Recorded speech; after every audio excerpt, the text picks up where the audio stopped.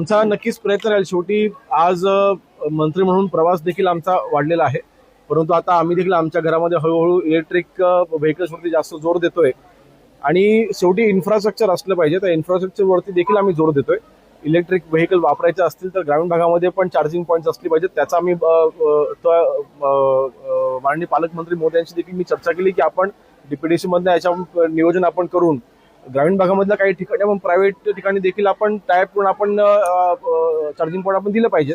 तर अशा अनुषंगाने आम्ही देखील तो प्रयत्न करतोय आणि जो एक संदेश माननीय पंतप्रधान मोदी साहेबांनी दिलेला आहे, जे आवाहन केलेलं आहे त्याच्यामध्ये सर्वात महत्त्वाचं म्हणजे आपण सोनं विकत न घेणं।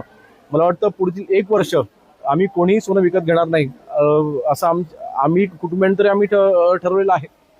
दादा, मोदींच्या आव्हानानंतर विरोधक कुठे कमी पडत नाहीये। शरद पवारांनी सुद्धा याच्यावरती टीका केलेली आहे, काय सांगाल?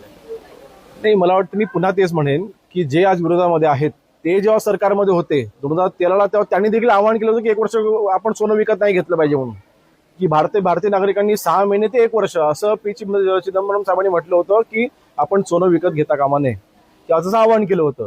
मग त्यावेळेस तर कुठलंही युद्ध चालू नव्हतं। त्यावेळेला जे जागतिक मार्केट जे होतं ते अतिशय चांगल्या स्थितीमध्ये होतं।